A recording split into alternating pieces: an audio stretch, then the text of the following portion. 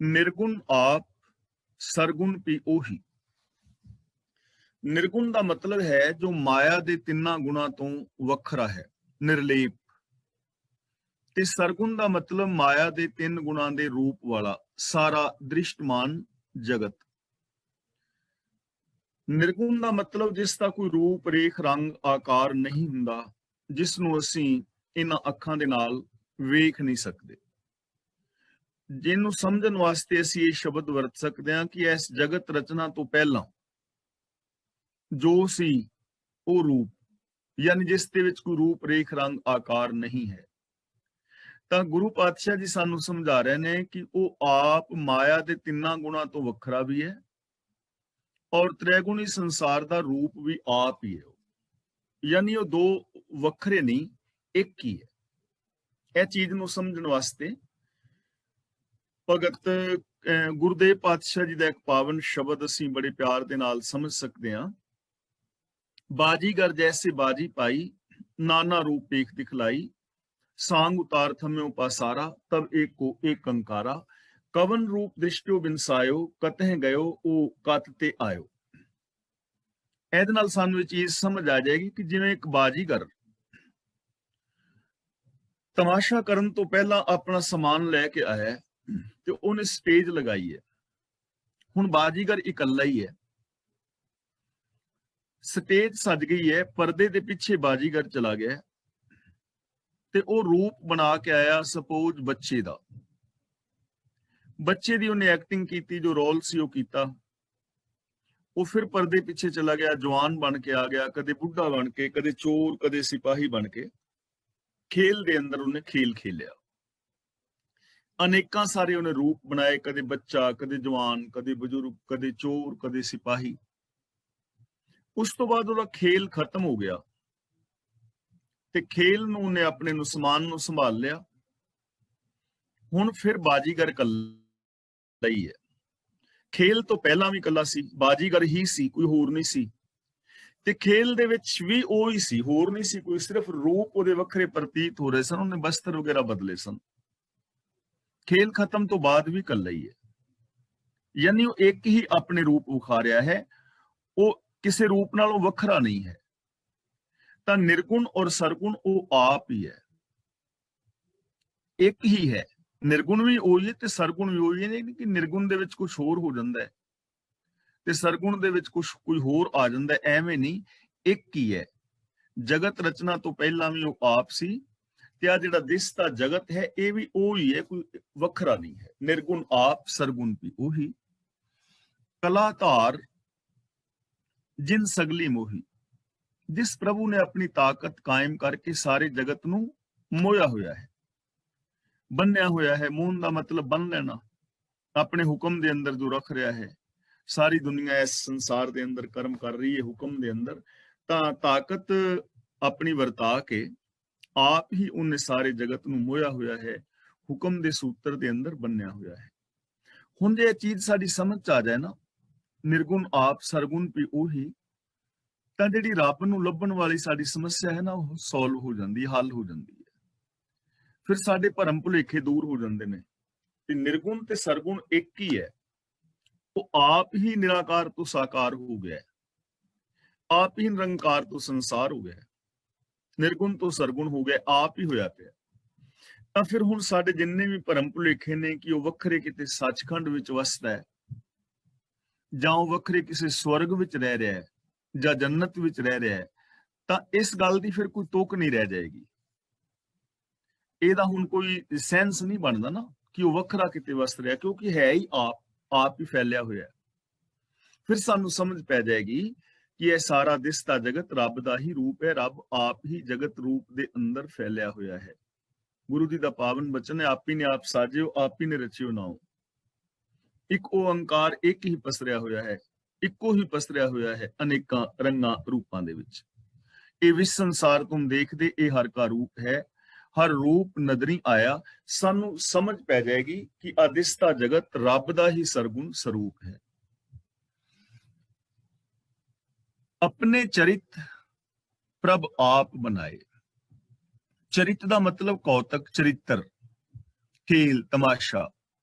ਪ੍ਰਭੂ ਨੇ ਆਪਣੇ ਚਰਿੱਤਰ ਆਪ ਹੀ ਬਣਾਏ ਹੋਏ ਨੇ, ਯਾਨੀ ਆਪਣੀ ਖੇਲ ਆਪ ਹੀ ਰਚੀ ਹੋਈ ਹੈ, ਆਪ ਹੀ ਇਸ ਖੇਲ ਦੇ ਅੰਦਰ ਖੇਲ ਰਿਹਾ ਹੈ, ਕਿਉਂਕਿ ਉਹਦੇ ਤੋਂ ਬਿਨਾ ਕੋਈ ਹੋਰ ਹੈ ਨਹੀਂ। ਆਪਣੀ ਕੀਮਤ ਆਪੇ ਪਾਏ, ਇਹਨੂੰ ਆਪਣੀ ਨਹੀਂ, ਪੱਪੇ ਦੇ ਪੈਰ ਥੱਲੇ ਥੋੜਾ ਜਿਹਾ ਔਂਕੜ ਦੀ ਆਵਾਜ਼ ਦਵਾਂਗੇ, ਆਪਣੀ ਆਪਣੀ ਆਪਣੀ ਕੀਮਤ ਆਪੇ ਪਾਏ।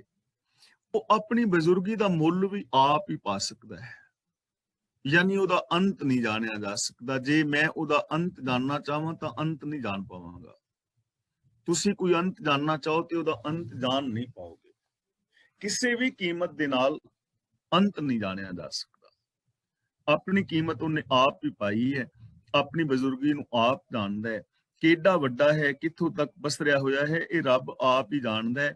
ਕੋਈ ਵਿਅਕਤੀ ਵਿਸ਼ੇਸ਼ ਉਹਦਾ ਅੰਤ ਨਹੀਂ ਜਾਣ ਸਕਦਾ, ਯਾਨੀ ਉਹ ਅਨੰਤ ਹੈ। ਹਰ ਬਿਨ ਦੂਜਾ ਨਾ ਹੀ ਕੋਈ, ਹਰ ਬਿਨ ਤੇ ਵਿਸਰਾਮ ਲਗਾਵਾਂਗੇ, ਹਰ ਬਿਨ ਦੂਜਾ ਨਾ ਹੀ ਕੋਈ। ਵਾਹਿਗੁਰੂ ਤੋਂ ਬਿਨਾ ਕੋਈ ਹੋਰ ਹੈ ਹੀ ਨਹੀਂ, ਰੱਬ ਤੋਂ ਬਿਨਾ। ਹਰ ਬਿਨ ਦੂਜਾ ਨਾ ਹੀ ਕੋਈ, ਰੱਬ ਤੋਂ ਬਿਨਾ ਦੂਜਾ ਕੋਈ ਹੋਰ ਹੈ ਹੀ ਨਹੀਂ। ਹੁਣ ਦੇਖੋ ਸਾਡੀ ਕਿੱਡੀ ਵੱਡੀ ਸਮੱਸਿਆ ਦਾ ਹੱਲ ਹੁੰਦਾ ਨਾ, ਕਿ ਰੱਬ ਤੋਂ ਬਿਨਾ ਕੋਈ ਦੂਜਾ ਹੈ ਹੀ ਨਹੀਂ। ਜੇ ਰੱਬ ਤੋਂ ਬਿਨਾ ਦੂਜਾ ਹੈ ਨਹੀਂ ਚਾਰ ਚ, ਫਿਰ ਇਹ ਰੱਬ ਹੀ ਪਸਰਿਆ ਹੋਇਆ ਨਾ। ਜਿੱਧਰ ਵੇਖਣਾ ਪ੍ਰਭੂ ਤੇਰਾ ਨੂਰ, ਤੇਰਾ ਜ਼ਹੂਰ, ਤੇਰਾ ਜਲਵਾ ਨਜ਼ਰੀ ਪੈਂਦਾ ਹੈ। ਤੇ ਜੇ ਅਸੀਂ ਇਹਦੇ ਤੇ ਅਮਲ ਕਰੀਏ, ਰੱਬ ਨੂੰ ਮੰਨਣ ਵਾਲੇ ਲੋਕ ਜੇ ਇਹਦੇ ਤੇ ਅਮਲ ਕਰਨ, ਜੀਵਨ ਤਾਂ ਬਣੇਗਾ ਕਿ ਰੱਬ ਤੋਂ ਬਿਨਾ ਨਹੀਂ। ਮੇਰੇ ਸਾਹਮਣੇ ਤੁਸੀਂ ਜੋ ਵੀਰ ਭੈਣਾਂ ਬੈਠੇ ਹੋ, ਰੱਬ ਤੋਂ ਬਿਨਾ ਹੋਰ ਨਹੀਂ ਹੋ। ਫਿਰ ਮੈਂ ਤੁਹਾਡਾ ਕਿੰਨਾ ਮਾਣ ਕਰਾਂਗਾ ਨਾ, ਕਿੰਨਾ ਸਤਿਕਾਰ ਕਰਾਂਗਾ, ਕਿੰਨੇ ਪਿਆਰ ਨਾਲ ਬੋਲਾਂਗਾ, ਤੁਹਾਡੀ ਸੇਵਾ ਵਿੱਚ ਹਾਜ਼ਰ ਹੋਵਾਂਗਾ। ਰੱਬ ਵਰਗਾ ਮਾਣ, ਰੱਬ ਵਰਗਾ ਪਿਆਰ, ਰੱਬ ਵਰਗਾ ਸਤਿਕਾਰ। ਤੇ ਤੁਸੀਂ ਵੀ ਇੱਕ ਦੂਜੇ ਦੇ ਨਾਲ ਐਵੇਂ ਹੀ ਪਿਆਰ ਵਿਹਾਰ ਕਰੋਗੇ ਤਾਂ ਇਹ ਜੀਵਨ ਕਿੰਨਾ ਸੁਹਾਵਣਾ ਹੋ ਸਕਦਾ ਨਾ। ਸਾਡੇ ਘਰ ਪਰਿਵਾਰ ਕਿਵੇਂ ਸਵਰਗ ਬਣ ਸਕਦੇ ਨੇ ਨਾ। ਲੇਕਿਨ ਮਨੁੱਖ ਕਰਨਾ ਹੀ ਨਹੀਂ ਚਾਹ ਰਿਹਾ। ਇਹ ਨਹੀਂ ਕਿ ਹੋ ਨਹੀਂ ਸਕਦਾ, ਹੋ ਸਕਦਾ ਹੈ, ਪਰ ਬੰਦਾ ਕਰਨਾ ਹੀ ਨਹੀਂ ਚਾਹੁੰਦਾ। ਜਦੋਂ ਕੋਈ ਗੱਲ ਹੁੰਦੀ ਹੈ ਕਿ ਐਵੇਂ ਹੋ ਸਕਦਾ ਸੀ, ਨਾਲ ਦੇ ਨਾਲ ਸਾਡੇ ਅੰਦਰ ਇੱਕ ਚੀਜ਼ ਆਉਂਦੀ ਵੀ ਹੋ ਤੇ ਸਕਦਾ, ਪਰ ਜੇ ਅਗਲਾ ਨਾ ਕਰੇ, ਫਿਰ ਬਸ ਅਗਲਾ ਨਾ ਕਰੇ ਦਾ ਮਤਲਬ ਅਸੀਂ ਵੀ ਨਹੀਂ ਕਰਨਾ ਚਾਹੁੰਦੇ। ਯਾਨੀ ਸਾਨੂੰ ਹਰ ਇਨਸਾਨ ਨੂੰ ਆਪਣੇ ਆਪ ਤੋਂ ਸ਼ੁਰੂਆਤ ਕਰਨੀ ਪਵੇਗੀ, ਕਿਉਂਕਿ ਰੱਬ ਨੂੰ ਮੈਂ ਮਿਲਣਾ ਚਾਹੁੰਦਾ, ਮੁਕਤੀ ਮੈਂ ਚਾਹੁੰਦਾ, ਸੁਖ ਸ਼ਾਂਤੀ ਮੈਂ ਚਾਹੁੰਦਾ, ਤਾਂ ਫਿਰ ਕੰਮ ਮੈਨੂੰ ਹੀ ਕਰਨੇ ਪੈਣਗੇ ਨਾ। ਭੁੱਖ ਮੈਨੂੰ ਲੱਗੀ ਹੈ, ਭੁੱਖ ਮੈਂ ਮਿਟਾਣੀ ਚਾਹੁੰਦਾ, ਤੇ ਮੈਨੂੰ ਕੋਈ ਕਹੇ, ਮੈਂ ਕਹਾਂ ਕਿ ਭੁੱਖ ਮਿਟ ਤੇ ਸਕਦੀ ਹੈ, ਪਰ ਜੇ ਅਗਲਾ ਬੰਦਾ ਰੋਟੀ ਨਾ ਖਾਏ ਤੇ ਮੈਂ ਵੀ ਨਹੀਂ ਖਾਣੀ। ਨਾ ਖਾ ਵੀ ਤੂੰ ਹੀ ਭੁੱਖਾ ਬੈਠਾ ਰਹੇ। ਹੁਣ ਭੁੱਖ ਮੈਨੂੰ ਅਗਲੇ ਨੇ ਤਾਂ ਨਹੀਂ ਖਾਣੀ, ਤੇ ਨਾ ਖਾਇਆ ਮੈਂ ਖਾਵਾਂਗਾ, ਮੇਰੀ ਭੁੱਖ ਮਿਟ ਜਾਏਗੀ ਨਾ। ਮੇਰੀ ਭੁੱਖ ਤਾਂ ਹੀ ਮਿਟੇਗੀ ਜੇ ਮੈਂ ਰੋਟੀ ਖਾਵਾਂਗਾ, ਮੇਰੀ ਪਿਆਸ ਤਾਂ ਹੀ ਮਿਟੇਗੀ ਜੇ ਮੈਂ ਪਾਣੀ ਪੀਵਾਂਗਾ। ਹੁਣ ਮੇਰੀ ਜੋ ਆਤਮਿਕ ਸ਼ਾਂਤੀ ਜਾਂ ਮਾਨਸਿਕ ਸ਼ਾਂਤੀ ਹੈ ਜਾਂ ਖੁਸ਼ੀ ਹੈ ਜਾਂ ਰੱਬ ਦੇ ਵਿੱਚ ਮੇਰਾ ਜਿਹੜਾ ਮਿਲਣਾ ਹੈ, ਉਹ ਤਾਂ ਹੀ ਹੋਏਗਾ ਨਾ ਜੇ ਮੈਂ ਆਪ ਇਹ ਕੰਮ ਕਰਾਂਗਾ। ਤਾਂ ਦੂਜੇ ਨੇ ਤੇ ਮੇਰੀ ਜਗ੍ਹਾ ਕਰਨਾ ਨਹੀਂ ਹੈ ਨਾ, ਕਿਉਂਕਿ ਚਾਹਤ ਮੇਰੀ ਹੈ, ਲੋੜ ਮੇਰੀ ਹੈ। ਇਸ ਲਈ ਦੁਨੀਆ ਦੇ ਹਰ ਇਨਸਾਨ ਨੂੰ ਇਹਨਾਂ ਚੀਜ਼ਾਂ ਤੇ ਅਮਲ ਕਰਨ ਦੀ ਟਰਾਈ ਕਰਨੀ ਚਾਹੀਦੀ ਹੈ। ਹਰ ਬਿਨ ਦੂਜਾ ਨਾ ਹੀ ਕੋਈ, ਸਰਬ ਨਿਰੰਤਰ ਏਕੋ ਸੋਏ। ਨਿਰੰਤਰ ਦਾ ਮਤਲਬ ਲਗਾਤਾਰ, ਸਭ ਦੇ ਅੰਦਰ ਲਗਾਤਾਰ ਇੱਕੋ ਹੀ ਹੈ। ਅਦੁੱਤੀ ਸਾਹਿਬ ਸਾਰਿਆਂ ਦੇ ਅੰਦਰ ਹੈ, ਸਰਬ ਨਿਰੰਤਰ ਸਾਰਿਆਂ ਦੇ ਅੰਦਰ ਲਗਾਤਾਰ ਕੰਟੀਨਿਊ। ਇਹ ਨਹੀਂ ਕਿ ਮੇਰੇ ਅੰਦਰ ਕਦੇ ਰੱਬ ਹੈ ਤੇ ਕਦੇ ਨਹੀਂ ਹੈ, ਤੁਹਾਡੇ ਵਿੱਚ ਕਦੇ ਰੱਬ ਹੁੰਦਾ ਹੈ ਤੇ ਕਦੇ ਨਹੀਂ ਹੁੰਦਾ, ਐਵੇਂ ਨਹੀਂ। ਸਭ ਥਾਵਾਂ ਤੇ ਸਭ ਦੇ ਅੰਦਰ ਹਰ ਵਕਤ ਮੌਜੂਦ ਹੈ। ਪਰ ਹੁਣ ਅਸੀਂ ਉਸ ਚੀਜ਼ ਨੂੰ ਮਹਿਸੂਸ ਕਰਦੇ ਹਾਂ ਜਾਂ ਨਹੀਂ ਕਰਦੇ, ਇਹ ਸਾਡੇ ਤੇ ਡਿਪੈਂਡ ਕਰੇਗਾ। ਸੱਚ ਸਾਡੇ ਸਾਰਿਆਂ ਦੇ ਅੰਦਰ ਹਰ ਵਕਤ ਮੌਜੂਦ ਹੈ, ਨਿਮਰਤਾ ਹਰ ਵਕਤ ਮੌਜੂਦ ਹੈ, ਪਿਆਰ ਹਰ ਵਕਤ ਮੌਜੂਦ ਹੈ, ਦਇਆ ਹਰ ਵਕਤ ਮੌਜੂਦ ਹੈ, ਹਰ ਵੇਲੇ ਹਰ ਥਾਂ ਤੇ। ਪਰ ਜੇ ਅਸੀਂ ਇਹਨੂੰ ਵਰਤੋਂ ਵਿੱਚ ਲਿਆਈਏ ਤਾਂ ਹੀ ਹੈ ਨਾ, ਤੇ ਜੇ ਵਰਤੋਂ ਵਿੱਚ ਨਾ ਲਿਆਈਏ ਤਾਂ ਸਾਡੀ ਮਰਜ਼ੀ ਹੈ। ਗੁਣ ਤੇ ਸਾਡੇ ਅੰਦਰ ਹੈ ਨੇ ਭਾਈ, ਹਰ ਵਕਤ ਹੈ ਨੇ। ਅਸੀਂ ਹਰ ਵਕਤ ਮਿੱਠਾ ਬੋਲ ਸਕਦੇ ਹਾਂ, ਹਰ ਵਕਤ ਸੱਚ ਬੋਲ ਸਕਦੇ ਹਾਂ, ਹਰ ਵਕਤ ਅਸੀਂ ਨਿਮਰਤਾ ਨਾਲ ਰਹਿ ਸਕਦੇ ਹਾਂ, ਹਰ ਵਕਤ ਅਸੀਂ ਪਿਆਰ ਨਾਲ ਰਹਿ ਸਕਦੇ ਹਾਂ, ਕਿਉਂਕਿ ਹਰ ਥਾਂ ਦੇ ਉੱਤੇ ਸਾਡੇ ਅੰਦਰ ਇਹ ਗੁਣ ਮੌਜੂਦ ਨੇ। ਪਰ ਬੰਦਾ ਇਹਨਾਂ ਨੂੰ ਯੂਜ਼ ਕਰੇ ਤਾਂ ਹੈ ਨਾ। ਸਰਬ ਨਿਰੰਤਰ ਏਕੋ ਸੋਏ, ਸਭ ਥਾਵਾਂ ਤੇ ਸਾਰਿਆਂ ਦੇ ਅੰਦਰ ਇੱਕੋ ਹੀ ਹੈ, ਲਗਾਤਾਰ ਹੈ। ਓਤ ਪੋਤ ਰਵਿਆ ਰੂਪ ਰੰਗ। ਓਤ ਪੋਤ ਦਾ ਮਤਲਬ ਤਾਣੇ ਪੇਟੇ ਦੀ ਤਰ੍ਹਾਂ। ਹੁਣ ਦੇਖੋ, ਪਹਿਲਾਂ ਬੀਬੀਆਂ ਦਰੀਆਂ ਉਣਦੀਆਂ ਸਨ ਨਾ ਘਰਾਂ ਦੇ ਵਿੱਚ, ਤੇ ਦਰੀ ਦਾ ਤਾਣਾ ਪਾਇਆ ਜਾਂਦਾ ਸੀ ਇੱਕ ਸਾਈਡ ਵਿੱਚ ਲੰਬੇ ਪਾਸੇ ਦਾ, ਤੇ ਫਿਰ ਉਹਦੇ ਅੰਦਰ ਜੋ ਦੂਜੇ ਪਾਸੇ ਦੇ ਧਾਗੇ ਪਾਈਦੇ ਸਨ ਉਹਨੂੰ ਪੇਟਾ ਕਹਿੰਦੇ ਸਨ।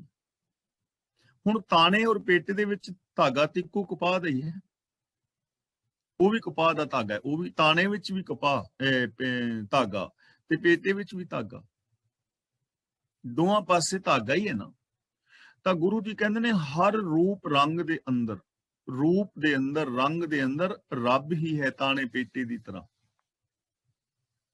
ਤੋਹੀ ਮੋਹੀ ਮੋਹੀ ਤੋਹੀ ਅੰਤਰ ਕੈਸਾ, ਕਨਿਕ ਕਟਿਕ ਜਲ ਤਰੰਗ ਜੈਸਾ। ਤੁਹਾਡੇ ਵਿੱਚ, ਮੇਰੇ ਵਿੱਚ, ਮੇਰੇ ਵਿੱਚ, ਤੁਹਾਡੇ ਵਿੱਚ, ਹੋਰ ਸਾਰੀ ਦੁਨੀਆ ਦੇ ਅੰਦਰ ਇੱਕੋ ਹੀ ਹੈ, ਹਰ ਰੂਪ ਵਿੱਚ, ਹਰ ਰੰਗ ਵਿੱਚ। ਤੇ ਜੇ ਇਹ ਚੀਜ਼ ਨੂੰ ਸਮਝ ਲਿਆ ਜਾਏ ਕਿ ਹਰ ਰੂਪ, ਹਰ ਰੰਗ ਦੇ ਅੰਦਰ ਰੱਬ ਮੌਜੂਦ ਹੈ, ਰੱਬ ਦੇ ਗੁਣ ਮੌਜੂਦ ਨੇ, ਔਰ ਹਰ ਰੂਪ ਤੇ ਹਰ ਰੰਗ ਵਾਲਾ ਬੰਦਾ ਉਹਨਾਂ ਗੁਣਾਂ ਦਾ ਧਾਰਨੀ ਹੋ ਜਾਏ ਤਾਂ ਹਰ ਬੰਦਾ ਰੱਬ ਵਰਗਾ ਹੋ ਸਕਦਾ ਹੈ। ਤੇ ਦੂਜੀ ਗੱਲ, ਜਿਹੜੇ ਆ ਰੂਪ ਰੰਗ ਦੇ ਵਿਤਕਰੇ ਨੇ ਇਹ ਵੀ ਮਿਟ ਜਾਣਗੇ। ਨਫ਼ਰਤ ਹੈ ਨਾ, ਹੁਣ ਆਮ ਬੰਦਾ ਕਾਲਿਆਂ ਔਰ ਗੋਰਿਆਂ ਦੇ ਨਫ਼ਰਤ ਪਈ ਹੈ ਨਾ ਰੰਗਾਂ ਦੀ, ਕੋਈ ਕਿਸੇ ਰੰਗ ਵਾਲਿਆਂ ਨੂੰ ਪਸੰਦ ਕਰਦਾ ਹੈ, ਕੋਈ ਕਿਸੇ ਵਾਲਿਆਂ ਨੂੰ ਨਹੀਂ ਕਰਦਾ, ਕਿਸੇ ਦਾ ਰੂਪ ਚੰਗਾ ਹੈ, ਕਿਸੇ ਦਾ ਰੂਪ ਸੋਹਣਾ ਨਹੀਂ ਹੈ। ਤੇ ਜੇ ਰੱਬ ਨੂੰ ਵੇਖਿਆ ਜਾਏ, ਰੱਬੀ ਗੁਣਾਂ ਨੂੰ ਵੇਖਿਆ ਜਾਏ, ਔਰ ਹਰ ਰੂਪ ਰੰਗ ਵਾਲੇ ਆਪਣੇ ਅੰਦਰੋਂ ਉਹਨਾਂ ਗੁਣਾਂ ਨੂੰ ਪ੍ਰਗਟ ਕਰਨ, ਤਾਂ ਹਰ ਇਨਸਾਨ ਮਹਾਨ ਹੋ ਸਕਦਾ ਹੈ। ਹਰ ਰੂਪ ਰੰਗ ਦੇ ਅੰਦਰ ਰੱਬ ਹੈ, ਇਸ ਲਈ ਰੂਪ ਰੰਗ ਕਰਕੇ ਕਿਸੇ ਨਾਲ ਨਫ਼ਰਤ ਨਹੀਂ ਕੀਤੀ ਜਾ ਸਕਦੀ, ਨਾ ਹੀ ਕਰਨੀ ਚਾਹੀਦੀ ਹੈ।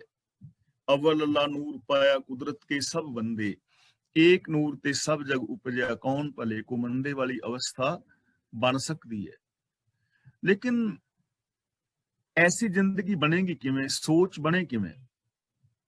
ਭਏ ਪ੍ਰਗਾਸ ਸਾਧ ਕੈ ਸੰਗ, ਸਾਧ ਦਾ ਮਤਲਬ ਗੁਰੂ। ਇਹ ਜਿਹੜਾ ਚਾਨਣ ਹੈ ਨਾ, ਪ੍ਰਗਾਸ ਦਾ ਮਤਲਬ ਚਾਨਣ ਯਾਨੀ ਗਿਆਨ। ਇਹ ਜਿਹੜਾ ਗਿਆਨ ਹੈ ਜਿਸ ਬਾਰੇ ਗੁਰੂ ਜੀ ਗੱਲ ਕਰ ਰਹੇ ਨੇ ਕਿ ਸਾਰਿਆਂ ਦੇ ਵਿੱਚ ਇੱਕ ਰੱਬ ਹੈ, ਇੱਕ ਰੱਬ ਹੀ ਫੈਲਿਆ ਹੋਇਆ ਹੈ, ਨਿਰਗੁਣ ਸਰਗੁਣ ਇੱਕੋ ਹੀ ਹੈ, ਇਹ ਗਿਆਨ ਗੁਰੂ ਦੀ ਸੰਗਤ ਵਿੱਚੋਂ ਮਿਲਦਾ ਹੈ। ਭੈ ਪ੍ਰਗਾਸ ਸਾਧ ਕੈ ਸੰਗ, ਇਹ ਚਾਨਣ, ਇਹ ਸਮਝ, ਪ੍ਰਗਾਸ ਦਾ ਮਤਲਬ ਸਮਝ, ਗੁਰੂ ਦੀ ਸੰਗਤ ਵਿੱਚੋਂ ਮਿਲਦੀ ਹੈ, ਗੁਰੂ ਦੀ ਬਾਣੀ ਨੂੰ ਪੜ੍ਹ ਕੇ ਮਿਲਦੀ, ਗਿਆਨ ਮੁਤਾਬਕ ਜ਼ਿੰਦਗੀ ਜੀਵਿਆਂ ਮਿਲਦੀ ਹੈ। ਜੇ ਅਸੀਂ ਆਪਣੀ ਮੱਤ ਦੀ ਵਰਤੋਂ ਕਰੀਏ ਨਾ ਗੁਰਮਤ ਅਨੁਸਾਰ, ਤਾਂ ਸਾਡੇ ਅੰਦਰ ਇਹ ਸਮਝ ਪੈਦਾ ਹੋ ਜਾਏਗੀ, ਕਾਮਨ ਸੈਂਸ ਪੈਦਾ ਹੋ ਜਾਏਗੀ, ਇਹ ਗਿਆਨ ਆ ਜਾਏਗਾ, ਇਹ ਸਮਝ ਆ ਜਾਏਗੀ, ਪਤਾ ਲੱਗ ਜਾਏਗਾ। ਭੈ ਪ੍ਰਗਾਸ ਸਾਧ ਕੇ ਸੰਗ, ਰਚ ਰਚਨਾ ਆਪਣੀ ਕਲ ਧਾਰੀ, ਕਲ ਦਾ ਮਤਲਬ ਤਾਕਤ। ਸ੍ਰਿਸ਼ਟੀ ਰਚ ਕੇ ਪ੍ਰਭੂ ਨੇ ਆਪਣੀ ਸੱਤਿਆ ਦੇ ਅੰਦਰ ਟਿਕਾਈ ਹੋਈ ਹੈ, ਯਾਨੀ ਇੱਕ ਰੱਬ ਦੀ ਸੱਤਿਆ ਕਰਕੇ ਹੀ ਇਹ ਸਾਰਾ ਕੁਛ ਹੈ। ਮੈਂ ਵੀ, ਤੁਸੀਂ ਵੀ, ਧਰਤੀ ਵੀ, ਖੰਡ ਮੰਡਲ ਬ੍ਰਹਿਮੰਡ ਜੋ ਕੁਛ ਵੀ ਹੈ, ਰੱਬ ਦੀ ਸੱਤਿਆ ਦੇ ਕਰਕੇ ਹੈ। ਸਾਰਿਆਂ ਦੇ ਅੰਦਰ ਉਸ ਰੱਬ ਦੀ ਤਾਕਤ ਹੈ। ਸੱਤਿਆ ਕਹਿ ਲੋ, ਰੂਪ ਕਹਿ ਲੋ, ਜੋਤ ਕਹਿ ਲੋ, ਸਰੂਪ ਕਹਿ ਲੋ, ਕੋਈ ਵੀ ਸ਼ਬਦ ਤੁਸੀਂ ਵਰਤ ਸਕਦੇ ਹੋ। ਜਿਸ ਵੀ ਸ਼ਬਦ ਨੂੰ ਵਰਤਿਆਂ ਸਮਝ ਆ ਜਾਏ ਕਿ ਰੱਬ ਸਾਰਿਆਂ ਦੇ ਅੰਦਰ ਹੈ, ਉਹਨੇ ਆਪਣੀ ਕਲਾ ਵਰਤਾਈ ਹੋਈ ਹੈ, ਇੱਕ ਦੀ ਹੀ ਇਹ ਸਾਰੀ ਦੀ ਸਾਰੀ ਕਲਾ ਹੈ, ਇੱਕ ਦੀ ਹੀ ਇਹ ਖੇਲ ਹੈ, ਉਸ ਖੇਲ ਦੇ ਅੰਦਰ ਖੇਲ ਰਿਹਾ ਹੈ। ਅਨੇਕ ਬਾਰ ਨਾਨਕ ਬਲਿਹਾਰੀ, ਅਨੇਕ ਬਾਰ ਨਾਨਕ ਬਲਿਹਾਰੀ।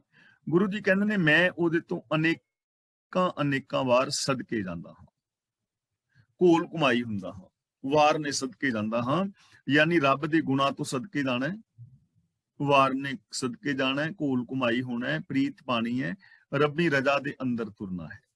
ਜਦੋਂ ਅਸੀਂ ਰੱਬੀ ਰਜਾ ਵਿੱਚ ਤੁਰਾਂਗੇ, ਰੱਬ ਦੇ ਨਾਲ ਪ੍ਰੀਤ ਕਰਾਂਗੇ, ਰੱਬੀ ਗੁਣਾਂ ਦੇ ਨਾਲ ਪ੍ਰੀਤ ਕਰਾਂਗੇ, ਗੁਰੂ ਦੇ ਦੱਸੇ ਰਾਹ ਤੇ ਚੱਲ ਕੇ ਸਾਨੂੰ ਇਹ ਸਮਝ ਆ ਜਾਏਗੀ ਕਿ ਸਭ ਦੇ ਅੰਦਰ ਉਹ ਰੱਬ ਹੈ, ਫਿਰ ਸਾਰਿਆਂ ਦੇ ਨਾਲ ਮਿਲਵਰਤਨ ਸਾਡਾ ਬਦਲੇਗਾ, ਸਾਡੀ ਸੋਚ ਬਦਲੇਗੀ, ਸੋਚ ਮਹਾਨ ਹੋਏਗੀ ਤੇ ਇਹ ਜੀਵਨ ਜਿਹੜਾ ਹੈ ਉਹ ਉੱਚਾ ਸੁੱਚਾ ਔਰ ਮਹਾਨ ਹੋ ਜਾਏਗਾ।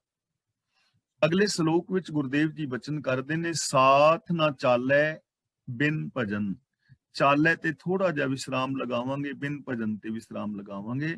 ਸਾਥ ਨਾ ਚਾਲੈ ਬਿਨ ਭਜਨ, ਵਿਖਿਆ ਸਗਲੀ ਛਾਰ। ਛਾਰ ਦਾ ਮਤਲਬ ਸਵਾ, ਵਿਖਿਆ ਦਾ ਮਤਲਬ ਜ਼ਹਿਰ, ਮਾਇਆ, ਆਤਮਕ ਮੌਤ ਲਿਆਉਣ ਵਾਲੀ। ਬਿਨ ਭਜਨ, ਭਜਨ ਦਾ ਮਤਲਬ ਜੋ ਰੱਬ ਦੀ ਭਗਤੀ ਹੈ, ਰੱਬ ਦੇ ਗੁਣ ਨੇ। ਤੇ ਰੱਬੀ ਗੁਣਾਂ ਤੋਂ ਬਿਨਾ ਆਤਮਕ ਜੀਵਨ ਵਿੱਚ ਨਾਲ ਕੁਛ ਨਹੀਂ ਚੱਲਦਾ, ਕੋਈ ਸਾਥ ਨਹੀਂ ਦਿੰਦਾ। ਜੇ ਅਸੀਂ ਚਾਹੁੰਦੇ ਹਾਂ ਕਿ ਸਾਡੀ ਜ਼ਿੰਦਗੀ ਵਿੱਚ ਖੁਸ਼ੀ ਹੋਵੇ, ਸ਼ਾਂਤੀ ਆਵੇ, ਆਨੰਦ ਪ੍ਰਸੰਨਤਾ ਆਵੇ, ਅਸੀਂ ਰੱਬ ਨੂੰ ਮਹਿਸੂਸ ਕਰ ਸਕੀਏ, ਰੱਬ ਦੇ ਵਿੱਚ ਭੇਦ ਹੋ ਸਕੀਏ, ਸਾਡੇ ਜੀਵਨ ਦੇ ਅੰਦਰ ਮਹਾਨਤਾ ਆਵੇ, ਤਾਂ ਆਤਮਕ ਜੀਵਨ ਦੇ ਅੰਦਰ ਸਾਡੇ ਨਾਲ ਸਾਡਾ ਸਾਥ ਸਿਰਫ ਰੱਬ ਦੇ ਗੁਣ ਦੇ ਸਕਦੇ ਨੇ। ਸਾਥ ਨਾ ਚਾਲੇ ਬਿਨ ਭਜਨ, ਭਜਨ ਦਾ ਮਤਲਬ ਰੱਬ ਦੀ ਯਾਦ, ਰੱਬ ਦੇ ਗੁਣ। ਆਤਮਕ ਜੀਵਨ ਵਿੱਚ ਕੋਈ ਚੀਜ਼ ਸਾਥ ਨਹੀਂ ਦਿੰਦੀ ਰੱਬ ਦੇ ਭਜਨ ਤੋਂ ਬਿਨਾ, ਰੱਬੀ ਗੁਣਾਂ ਤੋਂ ਬਿਨਾ, ਰੱਬੀ ਯਾਦ ਤੋਂ ਬਿਨਾ। ਵਿਖਿਆ ਸਗਲੀ ਛਾਰ, ਵਿਖਿਆ ਦਾ ਮਤਲਬ ਮਾਇਆ, ਜ਼ਹਿਰ। ਛਾਰ ਦਾ ਮਤਲਬ ਸਵਾ, ਬੇਕਾਰ, ਵਿਅਰਥ। ਜਿਹੜੀ ਵਿਖਿਆ ਹੈ, ਆਤਮਕ ਮੌਤ ਲਿਆਉਣ ਵਾਲੇ ਜਿਹੜੇ ਵਿਕਾਰ ਨੇ, ਕਾਮ, ਕ੍ਰੋਧ, ਲੋਭ, ਮੋਹ, ਹੰਕਾਰ, ਈਰਖਾ, ਦਵੇਸ਼, ਲੜਾਈ, ਦੰਗੇ, ਫਸਾਦ, ਇਹ ਸਾਰੇ ਆਤਮਕ ਮੌਤ ਲਿਆਉਣ ਵਾਲੇ ਨੇ ਔਰ ਇਹ ਸਵਾ ਵਰਗੇ ਨਿਕੰਮੇ ਨੇ। ਇਹਨਾਂ ਨੂੰ ਸਵਾ ਵਰਗੇ ਨਿਕੰਮੇ ਸਮਝ ਕੇ ਛੱਡਣਾ ਚਾਹੀਦਾ ਹੈ। ਇਹ ਸਾਡੇ ਜੀਵਨ ਨੂੰ ਹੀ ਸਵਾ ਕਰ ਦੇਣਗੇ, ਇਹ ਸਾਡੇ ਸਿਰ 'ਚ ਵੀ ਸਵਾ ਪਵਾਉਣਗੇ। ਕਹਿੰਦੇ ਨਾ ਫਲਾਂ ਬੰਦੇ ਨੇ ਸਿਰ 'ਚ ਸਵਾ ਪਵਾ ਲਈ। ਹੁਣ ਸਵਾ ਦਾ ਮਤਲਬ ਇਹ ਨਹੀਂ ਕਿ ਚੁੱਲ੍ਹੇ ਦੇ ਵਿੱਚੋਂ ਸਵਾ ਪਾਈ ਹੁੰਦੀ ਹੈ, ਇਹਦਾ ਮਤਲਬ ਉਹਨੇ ਕੋਈ ਐਸਾ ਕਰਮ ਕਰ ਲਿਆ ਹੁੰਦਾ ਜਿਸ ਕਰਕੇ ਉਹਨੂੰ ਨਮੋਸ਼ੀ ਹੁੰਦੀ ਹੈ। ਤਾਂ ਗੁਰੂ ਜੀ ਕਹਿੰਦੇ ਨੇ ਆਤਮਕ ਮੌਤ ਲਿਆਉਣ ਵਾਲੇ ਜਿੰਨੇ ਵੀ ਵਿਕਾਰ ਨੇ, ਇਹ ਸਾਰੇ ਰਾਖ ਦੀ ਤਰ੍ਹਾਂ ਬੇਕਾਰ ਨੇ। ਜੀਵਨ ਦੇ ਅੰਦਰ ਜੋ ਆਤਮਕ ਜੀਵਨ ਹੈ, ਰੱਬੀ ਗੁਣਾਂ ਤੋਂ ਬਿਨਾ ਆਤਮਕ ਜੀਵਨ ਵਿੱਚ ਸਾਥ ਕੁਛ ਨਹੀਂ ਦਿੰਦਾ, ਨਾਲ ਕੋਈ ਨਹੀਂ ਚੱਲਦਾ। ਇਸ ਲਈ ਹਰ ਹਰ ਨਾਮ ਕਮਾਵਨਾ, ਨਾਨਕ ਇਹ ਧਨ ਸਾਰ। ਕਮਾਵਨਾ ਤੇ ਵਿਸ਼ਰਾਮ ਲਗਾਵਾਂਗੇ, ਨਾਨਕ ਤੇ ਫਿਰ ਥੋੜਾ ਰੁਕਾਂਗੇ, ਅੱਗੇ ਪੜਾਂਗੇ। ਇਹ ਧਨ ਸਾਰ, ਦਾ ਉਚਾਰਨ ਸਾਰਾ ਇੰਜ ਹੋਏਗਾ, ਹਰ ਹਰ ਨਾਮ ਕਮਾਵਨਾ, ਨਾਨਕ ਇਹ ਧਨ ਸਾਰ। ਹਰ ਹਰ ਨਾਮ ਕਮਾਵਨਾ, ਹੁਣ ਕਮਾਵਨ ਦਾ ਮਤਲਬ ਹੈ ਕਮਾਈ ਕਰਨਾ, ਜਮਾ ਕਰਨਾ, ਰੱਬੀ ਗੁਣਾਂ ਦਾ ਅਭਿਆਸ ਕਰਨਾ। ਹਰ ਹਰ ਨਾਮ, ਨਾਮ ਦਾ ਮਤਲਬ ਹੁਕਮ, ਕਮਾਵਨਾ ਦਾ ਮਤਲਬ ਕਮਾਣਾ, ਇਕੱਠਾ ਕਰਨਾ, ਯਾਨੀ ਰੱਬੀ ਗੁਣਾਂ ਦਾ ਚਿੰਤਨ ਕਰਨਾ, ਰੱਬੀ ਰਜਾ ਦੇ ਅੰਦਰ ਜ਼ਿੰਦਗੀ ਜੀਣੀ, ਰੱਬ ਦੇ ਗੁਣਾਂ ਨੂੰ ਸੰਚਣਾ, ਰੱਬੀ ਰਜਾ ਵਿੱਚ ਤੁਰ ਕੇ ਸਤ ਸੰਤੋਖ ਆਦਿਕ ਗੁਣਾਂ ਦੇ ਧਾਰਨੀ ਹੋਣਾ। ਇਹ ਧਨ ਸਾਰ, ਗੁਰੂ ਜੀ ਕਹਿੰਦੇ ਨੇ ਇਹ ਧਨ ਸ੍ਰੇਸ਼ਟ ਹੈ, ਸਭ ਤੋਂ ਚੰਗਾ ਧਨ ਹੈ, ਇਹ ਨਾਲ ਨਿਭਦ ਹੈ। ਧਨ ਕਿਹੜਾ ਚੰਗਾ ਹੈ? ਸਤ, ਸੰਤੋਖ, ਦਇਆ, ਧਰਮ, ਧੀਰਜ, ਗਿਆਨ, ਵੈਰਾਗ, ਨਿਮਾਨਤਾ, ਨਿਰਭੈਤਾ, ਨਿਰਵੈਰਤਾ, ਇਨਸਾਨੀਅਤ, ਇਹ ਜਿਹੜਾ ਧਨ ਹੈ ਨਾ ਗੁਣਾਂ ਦਾ, ਇਹ ਸ੍ਰੇਸ਼ਟ ਧਨ ਹੈ, ਇਹ ਇਕੱਠਾ ਕਰਨਾ ਚਾਹੀਦਾ ਹੈ। ਹੁਣ ਦੇਖੋ ਧਨ ਹੈ ਜਿਹੜਾ ਮਰਜ਼ੀ ਇਕੱਠਾ ਕਰ ਲੋ, ਚਾਹੇ ਝੂਠ ਫਰੇਬ ਦਾ ਕਰ ਲੋ, ਈਰਖਾ ਦਵੇਸ਼ ਵੈਰ ਵਿਰੋਧ ਦਾ ਕਰ ਲੋ, ਉਹ ਇਕੱਠਾ ਹੋਈ ਜਾਣਾ। ਤੇ ਚਾਹੋ ਤੇ ਸਤ ਸੰਤੋਖ ਦਾ ਧਨ ਇਕੱਠਾ ਕਰ ਲੋ, ਉਹ ਇਕੱਠਾ ਹੋਈ ਜਾਣਾ। ਚਾਹੋ ਤਾਂ ਝੂਠ ਬੋਲ ਬੋਲ ਕੇ, ਵਿਕਾਰ ਕਮਾ ਕੇ ਆਪਣੇ ਜੀਵਨ ਨੂੰ ਨਰਕ ਬਣਾ ਲਓ, ਚਾਹੋ ਤਾਂ ਚੰਗੇ ਕੰਮ ਕਰਕੇ ਆਪਣੇ ਜੀਵਨ ਨੂੰ ਸਵਰਗ ਬਣਾ ਲਓ। ਇਹ ਚੁਆਇਸ ਸਾਡੀ ਆਪਣੀ ਹੈ। ਤਾਂ ਗੁਰੂ ਜੀ ਸਾਨੂੰ ਦੱਸ ਰਹੇ ਨੇ ਪਿਆਰਿਓ, ਜੋ ਰੱਬੀ ਗੁਣ ਨੇ ਉਹ ਧਨ ਇਕੱਠਾ ਕਰਨਾ ਸਭ ਤੋਂ ਸ੍ਰੇਸ਼ਟ ਧਨ ਹੈ ਔਰ ਇਹ ਸਾਨੂੰ ਆਤਮਿਕ ਜੀਵਨ ਦੇਣ ਵਾਲਾ ਹੈ। ਸੰਤ ਜਨਾ ਮਿਲ ਕਰੋ ਵਿਚਾਰ, ਮਿਲ ਤੇ ਵਿਸ਼ਰਾਮ ਲਗਾਵਾਂਗੇ। ਸੰਤ ਜਨਾ ਮਿਲ ਕਰੋ ਵਿਚਾਰ। ਸੰਤ ਜਨਾ ਦਾ ਮਤਲਬ ਜੋ ਸ਼ਾਂਤ ਪੁਰਸ਼ ਨੇ, ਗੁਰੂ ਦੇ ਦੱਸੇ ਰਾਹ ਤੇ ਤੁਰਨ ਵਾਲੇ ਸਚਿਆਰ ਨੇ, ਜਿਨ੍ਹਾਂ ਨੂੰ ਜਪਜੀ ਸਾਹਿਬ ਵਿੱਚ ਪੰਚ ਵੀ ਕਿਹਾ ਹੈ, ਜਿਨ੍ਹਾਂ ਨੂੰ ਗੁਰੂ ਜੀ ਗੁਰਮੁਖ ਵੀ ਕਹਿੰਦੇ ਨੇ, ਸਿੱਖ ਵੀ ਕਹਿੰਦੇ ਨੇ, ਸਿੱਖੜਾ ਕਹਿੰਦੇ ਨੇ, ਗੁਰਸਿੱਖੜਾ ਕਹਿੰਦੇ ਨੇ, ਯਾਨੀ ਜੋ ਸਚਿਆਰ ਨੇ, ਜੋ ਮਨ ਬਚਨ ਕਰਮ ਕਰਕੇ ਸੱਚੇ ਨੇ, ਰੱਬੀ ਰਜਾ ਵਿੱਚ ਤੁਰਨ ਵਾਲੇ ਨੇ। ਉਹਨਾਂ ਨਾਲ ਮਿਲ ਕੇ ਵਿਚਾਰ ਕਰੋ। ਇੱਥੇ ਸੰਤ ਦੇ ਨਾਲ ਮਿਲ ਕਰੋ ਵਿਚਾਰ ਦਾ ਇਹ ਨਹੀਂ ਵੀ ਕਿਸੇ ਬਾਬੇ ਦੇ ਨਾਲ, ਕਿਸੇ ਚੋਲੇ ਵਾਲੇ ਬਾਬੇ ਨਾਲ ਜਾ ਕੇ ਵਿਚਾਰ ਕਰੋ, ਉਹ ਨਹੀਂ। ਕਿਸੇ ਬੰਦੇ ਦੇ ਨਾਲ, ਪਹਿਨਾਵੇ ਨਾਲ ਇਹਦਾ ਕੋਈ ਸੰਬੰਧ ਨਹੀਂ ਹੈ। ਸਚਿਆਰ ਇਨਸਾਨ ਜਿਹੜੇ ਨੇ ਉਹਨਾਂ ਨਾਲ ਮਿਲੋ, ਉਹਨਾਂ ਦੀ ਸੰਗਤ ਕਰੋ ਤੇ ਰੱਬੀ ਗੁਣਾਂ ਦਾ ਵਿਚਾਰ ਕਰੋ। ਸੰਤ ਦੇ ਨਾਲ ਮਿਲ ਕਰੋ ਵਿਚਾਰ। ਏਕ ਸਿਮਰ ਨਾਮ ਆਧਾਰ। ਨਾਮ ਦਾ ਮਤਲਬ ਹੁਕਮ, ਆਧਾਰ ਦਾ ਮਤਲਬ ਆਸਰਾ। ਏਕ ਸਿਮਰ, ਇੱਕ ਪ੍ਰਭੂ ਨੂੰ ਸਿਮਰੋ। ਸਿਮਰੋ ਦਾ ਮਤਲਬ ਯਾਦ ਰੱਖੋ। ਸਿਮਰਨ ਦਾ ਮਤਲਬ ਯਾਦ, ਇੱਕ ਰੱਬ ਨੂੰ ਯਾਦ ਰੱਖੋ। ਹੁਣ ਸਾਡੀ ਯਾਦ ਵਿੱਚ ਕੀ ਹੈ? ਦੇਖੋ, ਇਹ ਚੀਜ਼ਾਂ ਸਮਝਣ ਵਾਲੀਆਂ ਨੇ। ਸਾਡੀ ਯਾਦ ਵਿੱਚ ਕੀ ਹੈ? ਜੋ ਸਾਡੀ ਯਾਦ ਵਿੱਚ ਹੋਏਗਾ ਉਹ ਅਸੀਂ ਬੋਲਾਂਗੇ, ਉਹ ਕੁਝ ਅਸੀਂ ਕਰਾਂਗੇ। ਅਸੀਂ ਜੇ ਝੂਠ ਬੋਲਦੇ ਹਾਂ ਤਾਂ ਇਹਦਾ ਮਤਲਬ ਸਾਡੀ ਯਾਦ ਵਿੱਚ ਝੂਠ ਹੈ। ਜੇ ਹੰਕਾਰ ਭਰੇ ਬੋਲ ਰਹੇ ਹਾਂ ਤਾਂ ਇਟ ਮੀਨਸ ਸਾਡੀ ਯਾਦ ਦੇ ਵਿੱਚ ਹੰਕਾਰ ਹੈ, ਈਰਖਾ ਹੈ। ਇਸ ਲਈ ਆਪਣੀ ਯਾਦ ਦੇ ਅੰਦਰ ਸ਼ੁਭ ਗੁਣਾਂ ਨੂੰ ਟਿਕਾਓ, ਇੱਕ ਨੂੰ ਟਿਕਾਓ। ਜਿਹਦੀ ਯਾਦ ਦੇ ਵਿੱਚ ਇੱਕ ਹੈ ਉਹ ਅੰਦਰੋਂ ਬਾਹਰੋਂ ਇੱਕ ਹੋਏਗਾ। ਉਹਦਾ ਵਿਹਾਰ ਸਾਰਿਆਂ ਦੇ ਨਾਲ ਇੱਕ ਹੋਏਗਾ। ਉਹ ਇੱਕ ਰੂਪ ਦੇ ਅੰਦਰ ਇਸ ਸਾਰੇ ਸੰਸਾਰ ਨੂੰ ਵੇਖੇਗਾ। ਇਸ ਲਈ ਗੁਰੂ ਜੀ ਕਹਿੰਦੇ ਨੇ ਉਸ ਇੱਕ ਰੱਬ ਨੂੰ ਦੇ ਗੁਣਾਂ ਨੂੰ ਯਾਦ ਰੱਖੋ। ਨਾਮ ਆਧਾਰ ਤੇ ਰੱਬ ਦਾ ਜੋ ਹੁਕਮ ਹੈ ਉਹਨੂੰ ਆਪਣੇ ਜੀਵਨ ਦਾ ਆਧਾਰ ਬਣਾਓ। ਨਾਮ ਦਾ ਮਤਲਬ ਹੁਕਮ, ਹੁਕਮ ਰਜ਼ਾ ਭਾਣਾ, ਮਤਲਬ ਸਿਸਟਮ, ਲਾ ਆਫ ਨੇਚਰ। ਰੱਬੀ ਰਜ਼ਾ ਦੇ ਅੰਦਰ, ਭਾਣੇ ਦੇ ਅੰਦਰ ਜ਼ਿੰਦਗੀ ਜੀਵੋ, ਇਹਨੂੰ ਆਧਾਰ ਬਣਾਓ। ਜਦੋਂ ਹੁਕਮ ਨੂੰ ਆਧਾਰ ਬਣਾਓਗੇ ਤਾਂ ਜੀਵਨ ਵਿੱਚ ਕਾਮਯਾਬੀ ਹੋਏਗੀ। ਕਿਸੇ ਵੀ ਜੀਵਨ ਦੇ ਪੱਖ ਵਿੱਚ ਕਾਮਯਾਬ ਹੋਣ ਵਾਸਤੇ ਉਹਦੇ ਨਿਯਮ ਨੇ ਨਾ, ਹਰ ਕੰਮ ਦੇ ਨਿਯਮ ਨੇ। ਉਹਨਾਂ ਨਿਯਮਾਂ ਨੂੰ ਫੋਲੋ ਕਰੋਗੇ ਤਾਂ ਜ਼ਿੰਦਗੀ ਅੰਦਰ ਕਾਮਯਾਬੀ ਹੋਏਗੀ। ਇਸ ਲਈ ਇੱਕ ਰੱਬ ਨੂੰ ਯਾਦ ਰੱਖੋ ਔਰ ਇੱਕ ਪ੍ਰਭੂ ਦੇ ਹੁਕਮ ਨੂੰ ਆਪਣੇ ਜੀਵਨ ਦਾ ਆਧਾਰ ਬਣਾਓ, ਆਪਣੀ ਸੋਚ ਦਾ ਬੇਸ ਬਣਾਓ। ਅਵਰ ਉਪਾਵ ਸਭ ਮੀਤ ਵਿਸਾਰਹੁ। ਅਵਰ ਉਪਾਵ ਸਭ ਮੀਤ ਵਿਸਾਰਹੁ।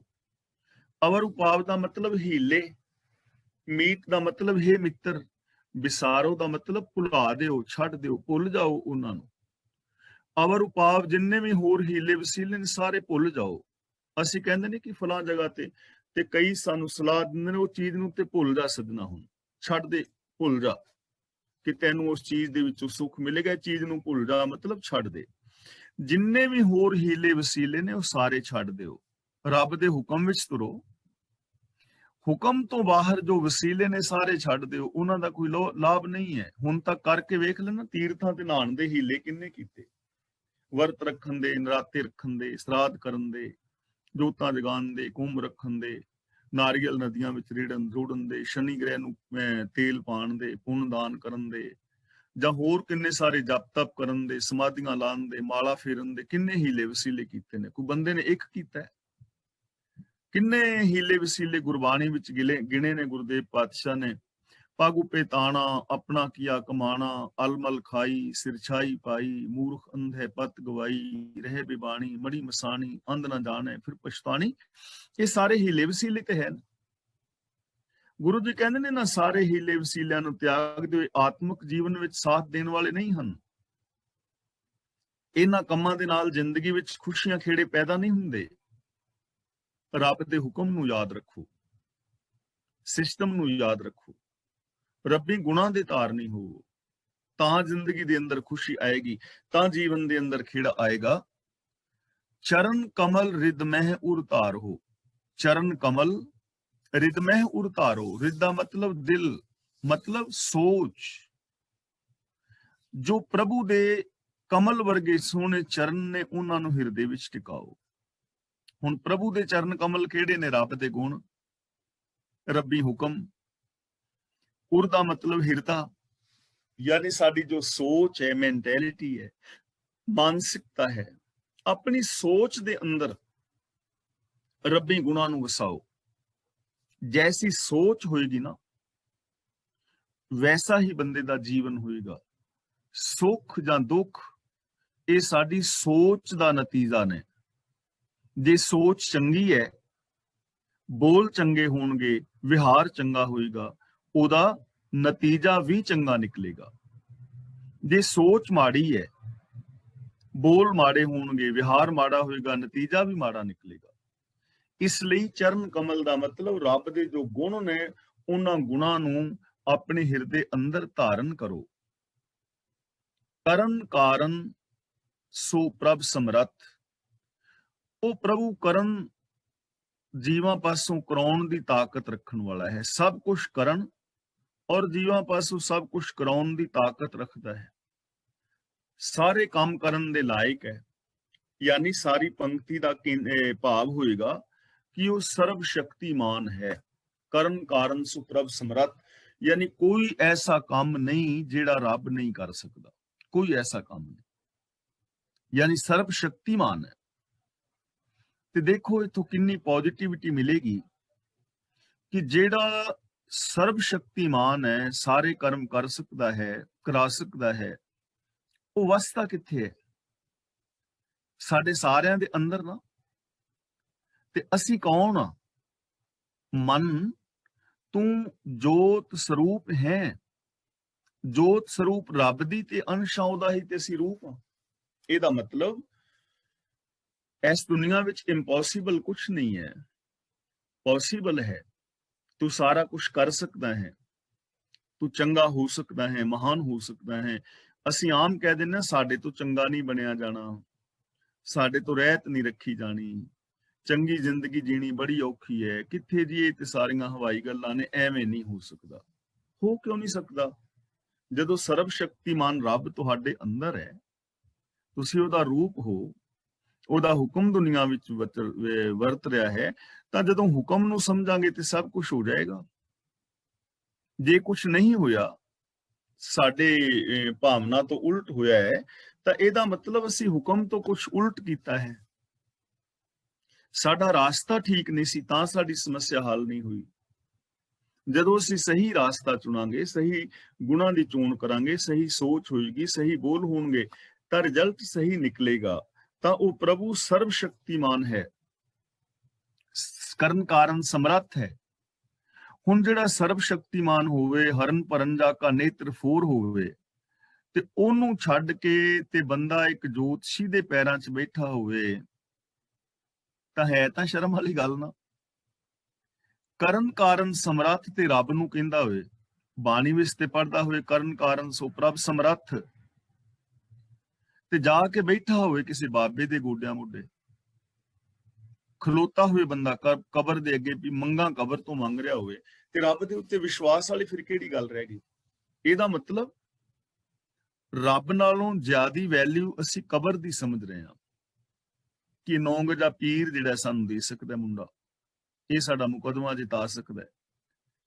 ਇਹਦਾ ਮਤਲਬ ਫਿਰ ਰੱਬ ਤੇ ਕਰਨ ਕਾਰਨ ਸਮਰੱਥ ਨਾ ਹੋਇਆ, ਪੀਰ ਵੱਡਾ ਹੋਇਆ। ਪੀਰ ਕੀ ਰੱਬ ਦੇ ਹੁਕਮ ਨੂੰ ਉਲਟਾ ਸਕਦਾ ਹੈ? ਜਾਂ ਕੋਈ ਬਾਬਾ ਰੱਬ ਦੀ ਰਜ਼ਾ ਨੂੰ ਬਦਲ ਸਕਦਾ ਹੈ? ਨਹੀਂ ਬਦਲ ਸਕਦਾ, ਹਕੀਕਤ ਹੈ। ਤੇ ਫਿਰ ਜਾਣ ਦੀ ਲੋੜ ਕੀ ਹੈ? ਜਿਹੜਾ ਕੰਮ ਕੋਈ ਕਰ ਹੀ ਨਹੀਂ ਸਕਦਾ, ਉਹਦੇ ਕੋਲ ਜਾਣ ਦੀ ਲੋੜ ਕੀ ਹੈ? ਹੁਣ ਮੇਰੇ ਕੋਲ ਤੁਸੀਂ ਆ ਜਾਓ ਕੰਪਿਊਟਰ ਲੈ ਕੇ ਵੀ ਅਸੀਂ ਆ ਫੋਟੋਸ਼ਾਪ ਦਾ ਕੋਈ ਕੰਮ ਕਰਾਉਣਾ, ਤੇ ਮੈਂ ਫੋਟੋਸ਼ਾਪ ਬਾਰੇ ਜਾਣਦਾ ਹੀ ਨਹੀਂ, ਤੇ ਮੈਂ ਤੁਹਾਨੂੰ ਕਹਾਂ ਵੀ ਵੀਰ ਜਾਂ ਭੈਣ ਵੀ ਫੋਟੋਸ਼ਾਪ ਬਾਰੇ ਮੈਨੂੰ ਤੇ ਪਤਾ ਨਹੀਂ, ਮੈਂ ਤੇ ਫੋਟੋਸ਼ਾਪ ਦਾ ਨਾਮ ਹੀ ਪਹਿਲੇ ਦਿਨ ਸੁਣ ਰਿਹਾ। ਤੇ ਜੇ ਫਿਰ ਕੋਈ ਨਿਕਲਿਆ ਨਹੀਂ ਜੀ ਤੁਹਾਡੇ ਅੱਗੇ ਹੱਥ ਜੋੜਨੇ ਆ, ਤਰਲੇ ਕਰਨੇ ਆ ਜੀ, ਤੁਹਾਡੀ ਫੀਸ ਦੇ ਦਿਆਂਗੇ ਜੀ, ਤੁਸੀਂ ਕੰਮ ਕਰ ਦਿਓ, ਤੇ ਮੈਂ ਤੇ ਕਹਿਣਾ ਵੀ ਕਰ ਕਿਵੇਂ ਦਿਆਂ? ਮੇਰੇ ਕੋਲ ਹੈ ਹੀ ਨਹੀਂ, ਪਤਾ ਹੀ ਨਹੀਂ ਹੈ। ਜਦੋਂ ਕਰ ਹੀ ਨਹੀਂ ਸਕਦਾ ਤੇ ਕਿਵੇਂ ਕਰ ਦਿਆਂਗਾ? ਹੁਣ ਜਿਹੜਾ ਕੰਮ ਕੋਈ ਕਰ ਹੀ ਨਹੀਂ ਸਕਦਾ, ਉਹ ਕਰ ਕਿਵੇਂ ਦੇਵੇਗਾ? ਉਹਦੇ ਅੱਗੇ ਤਰਲੇ ਕਰਨ ਦਾ ਲਾਭ ਕੀ ਹੈ? ਮੜੀਆਂ ਕਬਰਾਂ ਅੱਗੇ, ਬਾਬਿਆਂ ਅੱਗੇ ਮੱਥੇ ਟੇਕਣ ਦਾ ਲਾਭ ਕੀ ਹੈ, ਜਦੋਂ ਹੁਕਮ ਦੇ ਵਿੱਚ ਦਖਲ ਅੰਦਾਜ਼ੀ ਕਰ ਹੀ ਨਹੀਂ ਸਕਦੇ? ਹੁਕਮ ਨੂੰ ਕੋਈ ਬਦਲ ਹੀ ਨਹੀਂ ਸਕਦਾ, ਤੇ ਫਿਰ ਉੱਥੇ ਤਰਲੇ ਲੈਣਾ ਬੇਵਕੂਫੀ ਹੈ ਨਾ। ਇਸ ਲਈ ਕਰਨ ਕਾਰਨ ਸੋ ਪ੍ਰਭ ਸਮਰੱਥ, ਇਹਨਾਂ ਚੀਜ਼ਾਂ ਤੇ ਵਿਸ਼ਵਾਸ ਬਣਾਉਣ ਦੀ ਲੋੜ ਹੈ। ਦ੍ਰਿੜ ਕਰ ਗਹੋ ਨਾਮ ਹਰ ਵਤ, ਵਤ ਦਾ ਮਤਲਬ ਵਸਤੂ, ਦ੍ਰਿੜ ਕਰ ਗਹੋ, ਕਰ ਦਾ ਮਤਲਬ ਕਰਕੇ, ਦ੍ਰਿੜ ਦਾ ਮਤਲਬ ਪੱਕਾ, ਨਾਮ ਹਰ ਵਤ, ਨਾਮ ਦਾ ਮਤਲਬ ਹੁਕਮ, ਵਤ ਦਾ ਮਤਲਬ ਪਦਾਰਥ। ਜਿਹੜਾ ਨਾਮ ਰੂਪ ਹੁਕਮ ਰੂਪੀ ਸੋਹਣਾ ਪਦਾਰਥ ਹੈ, ਇਹਨੂੰ ਪੱਕਾ ਕਰਕੇ ਫੜ ਲਓ, ਆਪਣੇ ਹਿਰਦੇ ਵਿੱਚ ਦ੍ਰਿੜ ਕਰ ਲਓ। ਨਾਮ, ਹੁਕਮ, ਹੁਕਮ ਤੋਂ ਬਾਹਰ ਕੋਈ ਨਹੀਂ ਹੈ। बाहर हुक्म ना कोई, कोई हुक्म तो बाहर नहीं। इस चीज ਨੂੰ ਪੱਕਾ ਕਰਕੇ ਫੜ ਲਓ, ਆਪਣੇ ਮਨ ਵਿੱਚ ਪੱਕਾ ਵਸਾ ਲਓ, ਫਿਰ ਇਹਦੇ ਤੋਂ ਇਸ ਦੂਜੇ ਪਾਸੇ ਕੋਈ ਬੰਦਾ ਜਾਏਗਾ ਨਹੀਂ। ਜਦੋਂ ਇਹ ਚੀਜ਼ ਪੱਕੀ ਹੋ ਗਈ ਨਾ, ਸਮਝ ਆ ਗਈ ਕਿ ਪ੍ਰਭੂ ਕਰਨ ਕਾਰਨ ਸਮਰੱਥ ਹੈ, ਉਹਦੇ ਹੁਕਮ ਤੋਂ ਬਾਹਰ ਕੁਝ ਨਹੀਂ ਹੋ ਸਕਦਾ। ਇਸ ਲਈ ਗੁਰੂ ਜੀ ਕਹਿੰਦੇ ਨੇ ਦ੍ਰਿੜ ਕਰ ਗਹੋ ਨਾਮ ਹਰ ਵਕਤ, ਰੱਬ ਦੇ ਜਿਹੜੇ ਗੁਣ ਨੇ ਔਰ ਰੱਬੀ ਜੋ ਹੁਕਮ ਹੈ ਉਹਨਾਂ ਨੂੰ ਦ੍ਰਿੜ ਕਰਕੇ ਪੱਕਿਆਂ ਕਰ ਲਓ, ਉਹਨਾਂ ਨੂੰ ਫੜ ਲਓ, ਪੱਲਾ ਫੜ ਲਓ, ਉਹਨਾਂ ਨੂੰ ਆਪਣੇ ਹਿਰਦੇ ਵਿੱਚ ਵਸਾ ਲਓ, ਉਹਨਾਂ ਤੇ ਅਮਲ ਕਰੋ। ਇਹ ਤਨ ਸੰਚੋ ਹੋਵੋ ਭਗਵੰਤ। ਭਗਵੰਤ ਦਾ ਮਤਲਬ ਭਾਗਾਂ ਵਾਲੇ, ਸੰਚੋ ਦਾ ਮਤਲਬ ਇਕੱਠਾ ਕਰੋ। ਇਹ ਤਨ ਸੰਚੋ, ਇਹ ਜਿਹੜਾ ਗੁਣਾਂ ਦਾ ਧਾਨ ਹੈ ਇਕੱਠਾ ਕਰੋ। ਹੋਵੋ ਭਗਵੰਤ, ਤੇ ਤੁਸੀਂ ਭਾਗਾਂ ਵਾਲੇ ਹੋ ਜਾਓਗੇ। ਦੇਖੋ ਕਿਸਮਤ ਆਪਣੇ ਹੱਥ ਹੋਈ ਨਾ, ਜੇ ਕਿਸਮਤ ਵਾਲੇ ਬਣਨਾ ਹੈ, ਭਾਗਾਂ ਵਾਲੇ ਬਣਨਾ ਹੈ, ਤਾਂ ਉਹਦੇ ਵਾਸਤੇ ਰਿਕੁਆਇਰਮੈਂਟ ਇਹ ਤਨ ਸੰਚੋ ਹੋਵੋ ਭਗਵੰਤ, ਤੇ ਧਨ ਇਕੱਠਾ ਕਰੋ ਗੁਣਾਂ ਦਾ, ਤੁਸੀਂ ਭਾਗਾਂ ਵਾਲੇ ਹੋ ਜਾਓਗੇ। ਭਾਗ ਜਾਗ ਜਾਣਗੇ। ਸਾਡੀ ਸ਼ਬਦਾਵਲੀ ਨਾ, ਫਲਾਣੇ ਦੀ ਕਿਸਮਤ ਜਾਗ ਗਈ, ਭਾਗ ਜਾਗ ਗਏ, ਜਾਂ ਭਾਗਾਂ ਵਾਲਾ ਹੈ, ਖੁਸ਼ੀ ਹੈ, ਖੁਸ਼ਹਾਲ ਹੈ, ਕਿੰਨੇ ਸਾਰੇ ਸ਼ਬਦ ਨੇ। ਤਾਂ ਗੁਰੂ ਜੀ ਕਹਿੰਦੇ ਨੇ ਖੁਸ਼ਹਾਲ ਹੋ ਜਾਓਗੇ, ਭਾਗਾਂ ਵਾਲੇ ਹੋ ਜਾਓਗੇ, ਧਨ ਇਕੱਠਾ ਕਰੋ। ਕਿਹੜਾ ਧਨ? ਗੁਣਾਂ ਦਾ ਧਨ।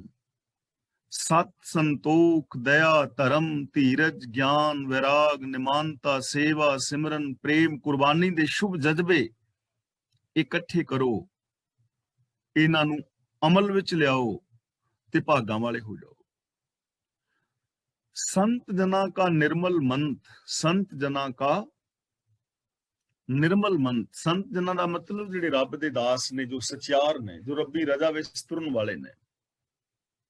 ਨਿਰਮਲ ਦਾ ਮਤਲਬ ਪਵਿੱਤਰ, ਮੰਤ ਦਾ ਮਤਲਬ ਉਪਦੇਸ਼, ਸਿੱਖਿਆ। ਇਹ ਰੱਬ ਦੇ ਪਿਆਰਿਆਂ ਦਾ ਨਿਰਮਲ ਉਪਦੇਸ਼ ਹੈ, ਰੱਬ ਦੇ ਪਿਆਰਿਆਂ ਦੀ ਇਹ ਪਰਮ ਸਿੱਖਿਆ ਹੈ, ਜੋ ਰਜ਼ਾ ਵਿੱਚ ਤੁਰਨ ਵਾਲੇ ਨੇ। ਕਿਹੜੀ ਸਿੱਖਿਆ? ਕਿ ਗੁਣਾਂ ਦੇ ਧਨ ਨੂੰ ਇਕੱਠਿਆਂ ਕਰੋ, ਰੱਬੀ ਰਜ਼ਾ ਦੇ ਵਿੱਚ ਤੁਰੋ।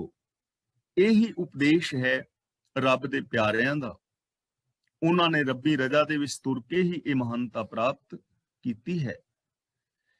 ਏਕ ਆਸ ਰੱਖੋ ਮਨ ਮਾਹੇ, ਆਪਣੇ ਮਨ ਦੇ ਅੰਦਰ ਸਿਰਫ ਇੱਕ ਆਸ ਰੱਖੋ ਰੱਬ ਦੀ, ਹੋਰ ਕੋਈ ਆਸ ਨਹੀਂ। ਆਸ ਦਾ ਮਤਲਬ ਇੱਥੇ ਹੈ ਆਧਾਰ, ਆਸਰਾ, ਇੱਕ ਰੱਬ ਦਾ ਆਸਰਾ, ਰੱਬ ਦੇ ਹੁਕਮ ਦਾ ਆਸਰਾ, ਰੱਬੀ ਗੁਣਾਂ ਦਾ ਆਸਰਾ, ਜਿਹਦੇ ਆਸਰੇ ਅਸਾਂ ਤੁਰਨਾ ਹੈ, ਜ਼ਿੰਦਗੀ ਗੁਜ਼ਾਰਨੀ ਹੈ। ਸਾਡੀ ਜ਼ਿੰਦਗੀ ਦਾ ਬੇਸ, ਸਾਡੇ ਜੀਵਨ ਦਾ ਆਧਾਰ ਰੱਬੀ ਗੁਣ, ਰੱਬ ਦਾ ਹੁਕਮ ਹੋਵੇ। ਉਸ ਆਧਾਰ ਦੇ ਉੱਤੇ ਜੀਵਨ ਦੀ ਉਸਾਰੀ ਹੋਵੇ, ਫਿਰ ਕੀ ਹੋਏਗਾ? ਸਾਚ ਨਾਮ ਆਧਾਰ ਮੇਰਾ, ਦਿਨ ਭੁੱਖਾਂ ਸਭ ਗਵਾਈਆਂ।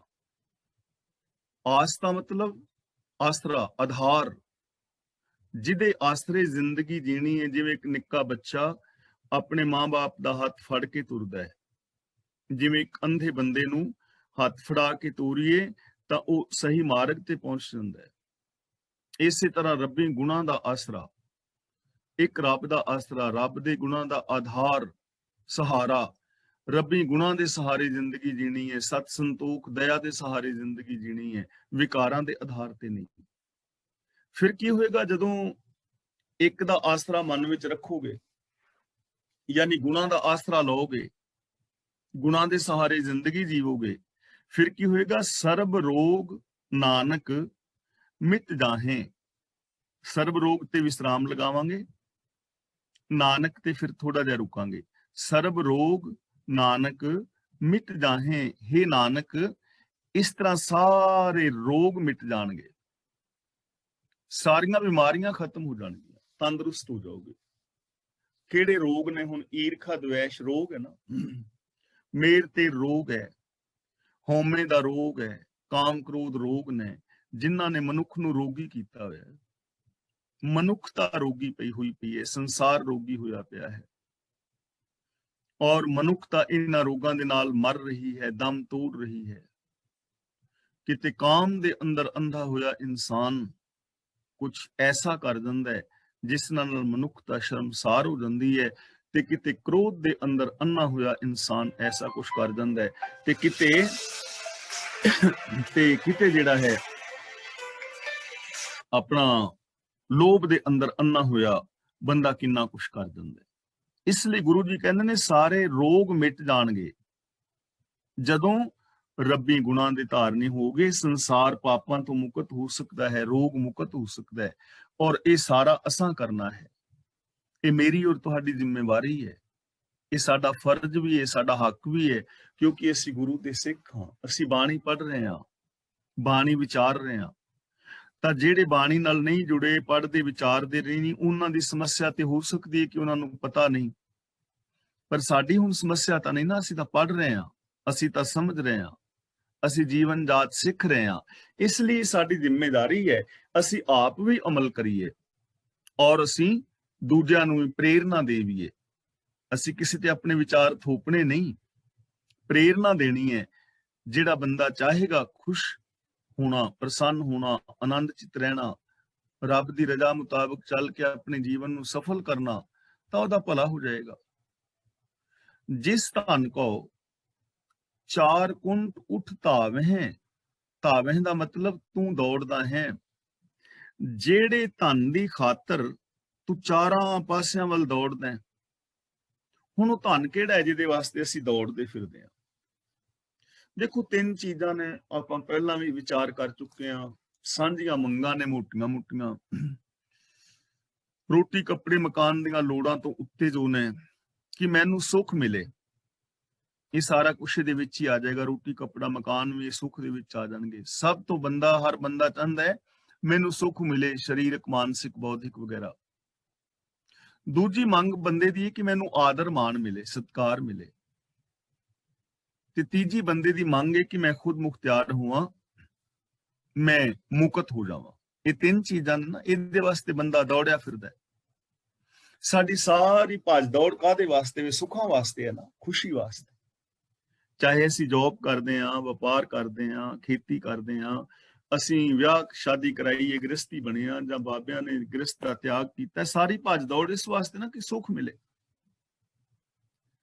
ਜਿਸ ਧਨ ਕੋ ਚਾਰ ਕੁੰਟ ਉਠ ਧਾਵੇਂ, ਜਿਹੜੇ ਸੁਖ ਰੂਪ ਧਨ ਵਾਸਤੇ ਚਾਰਾਂ ਪਾਸੇ ਤੂੰ ਦੌੜਦਾ, ਸੋ ਧਨ ਹਰ ਸੇਵਾ ਤੇ ਪਾਵਹਿ, ਉਹ ਧਨ ਤੂੰ ਰੱਬ ਦੀ ਸੇਵਾ ਤੋਂ ਪਾ ਲਵੇਂਗਾ, ਰੱਬ ਦੀ ਸ਼ਰਨ ਵਿੱਚ ਮਿਲੇਗਾ। ਜਿਹੜਾ ਸੁੱਖ ਚਾਹੁੰਦੇ ਆ ਤਾਂ ਰੱਬੀ ਸੇਵਾ ਕਰਕੇ, ਰੱਬ ਦੀ ਸੇਵਾ ਕਰਕੇ ਸਾਨੂੰ ਸੁੱਖ ਮਿਲੇਗਾ। ਤੇ ਰੱਬ ਦੀ ਸੇਵਾ ਖੀਰ ਕੜਾਹ ਨਾਲ ਨਹੀਂ ਹੈ, ਰੱਬ ਦੀ ਸੇਵਾ ਫੁੱਲਾਂ ਦੇ ਨਾਲ ਨਹੀਂ ਹੈ। ਮਨੁੱਖਤਾ ਦੀ ਸੇਵਾ ਰੱਬ ਦੀ ਸੇਵਾ ਹੈ, ਵਿੱਚ ਦੁਨੀਆ ਸੇਵ ਕਮਾਈ ਹੈ, ਕਿਉਂਕਿ ਇਹ ਸਾਰੀ ਕਾਇਨਾਤ ਰੱਬ ਦੀ ਹੈ ਨਾ। ਮੰਨ ਲਓ ਤੁਹਾਡੇ ਘਰ ਦੇ ਪਿੱਛੇ ਪਾਰਕ ਹੈ, ਤੁਸੀਂ ਫੁੱਲ ਬੂਟੇ ਲਗਾਏ ਨੇ, ਤੇ ਤੁਸੀਂ 2-4 ਦਿਨ ਵਾਸਤੇ ਬਾਹਰ ਜਾਂਦੇ ਹੋ, ਪਾਣੀ ਪਾਣ ਦਾ ਇੰਤਜ਼ਾਮ ਨਹੀਂ ਕਰ ਗਏ।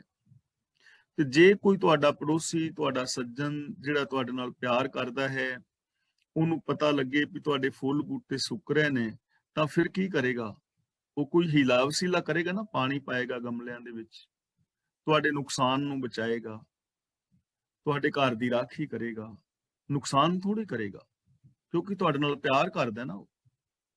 ਤੇ ਰੱਬ ਦੇ ਨਾਲ ਜਿਹੜਾ ਬੰਦਾ ਪਿਆਰ ਕਰਦਾ ਹੈ, ਉਹ ਰੱਬ ਦੇ ਘਰ ਦੀ ਤੋੜ ਫੋੜ ਥੋੜੀ ਕਰੇਗਾ, ਰੱਬ ਦੀਆਂ ਜਿਹੜੀ ਪ੍ਰੋਪਰਟੀ ਉਹਨੂੰ ਗਵਾਏਗਾ ਥੋੜੀ, ਸਗੋਂ ਜਿੱਥੇ ਪ੍ਰੋਪਰਟੀ ਦਾ ਨੁਕਸਾਨ ਹੁੰਦਾ ਹੋਵੇਗਾ ਉਹਨੂੰ ਬਚਾਉਣ ਦਾ ਯਤਨ ਕਰੇਗਾ। ਇਹੀ ਹੈ ਨਾ ਰੱਬ ਦੀ ਸੇਵਾ। ਇੱਥੇ ਜੀਵ ਜੰਤ ਨੇ, ਪਸ਼ੂ ਪੰਛੀ ਨੇ, ਵਨਸਪਤੀ ਹੈ, ਪਾਣੀ ਹੈ, ਹਵਾ ਹੈ, ਧਰਤੀ ਹੈ, ਸਾਰਾ ਕੁਛ। ਤੇ ਰੱਬ ਦੇ ਬੱਚਿਆਂ ਨੂੰ ਖੁਸ਼ ਕਰਨਾ ਰੱਬ ਦੀ ਪ੍ਰਸੰਨਤਾ ਹੈ ਨਾ। ਤੁਹਾਡੇ ਬੱਚਿਆਂ ਨੂੰ ਕੋਈ ਖੁਸ਼ ਕਰੇ, ਤੁਹਾਡੇ ਬੱਚਿਆਂ ਨਾਲ ਪਿਆਰ ਕਰੇ, ਤਾਂ ਤੁਸੀਂ ਵੀ ਉਹਦਾ ਸਤਿਕਾਰ ਕਰਦੇ ਹੋ ਨਾ। ਤੇ ਜੇ ਕੋਈ ਤੁਹਾਡੇ ਬੱਚਿਆਂ ਨੂੰ ਦੁਖੀ ਕਰੇ ਤਾਂ ਉਹਦਾ ਸਤਿਕਾਰ ਥੋੜੀ ਕਰੋਗੇ। ਸਾਰੀ ਮਨੁੱਖਤਾ ਰੱਬ ਦੀ ਮਨੁੱਖਤਾ ਹੈ। ਤਾਂ ਰੱਬੀ ਸੇਵਾ ਦਾ ਮਤਲਬ ਰੱਬੀ ਰਜ਼ਾ ਦੇ ਵਿੱਚ ਤੁਰਨਾ ਔਰ ਮਨੁੱਖ ਮਾਤਰ ਦੀ ਸੇਵਾ ਕਰਨੀ, ਰੱਬੀ ਗੁਣਾਂ ਦੇ ਧਾਰਨੀ ਹੋਣਾ। ਤਾਂ ਜਿਹੜਾ ਤੂੰ ਸੁੱਖ ਚਾਹੁੰਦਾ ਹੈ ਉਹ ਰੱਬੀ ਰਜ਼ਾ ਦੇ ਵਿੱਚ ਮਿਲੇਗਾ। ਸੋ ਧਨ ਹਰ ਸੇਵਾ ਤੇ ਪਾਵੇਂ।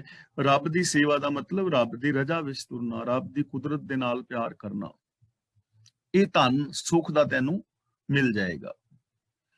ਜਿਸ ਸੁਖ ਕੋ ਨਿਤ ਬਾਂਛੈ ਮੀਤ, ਜਿਹੜਾ ਸੁਖ ਕਿ ਇਹ ਮਿੱਤਰ, ਜਿਹੜੇ ਸੁਖ ਨੂੰ ਤੂੰ ਰੋਜ਼ ਤਾਂਘਦਾ ਹੈ, ਬਾਂਛੈ ਦਾ ਮਤਲਬ ਚਾਹੁੰਦਾ ਹੈ, ਲੋਚਦਾ ਹੈ, ਜਿਹੜੇ ਸੁੱਖ ਨੂੰ ਤੂੰ ਨਿਤ ਲੋਚਦਾ ਹੈ ਕਿ ਮੈਨੂੰ ਮਾਨਸਿਕ ਸ਼ਾਂਤੀ ਮਿਲੇ।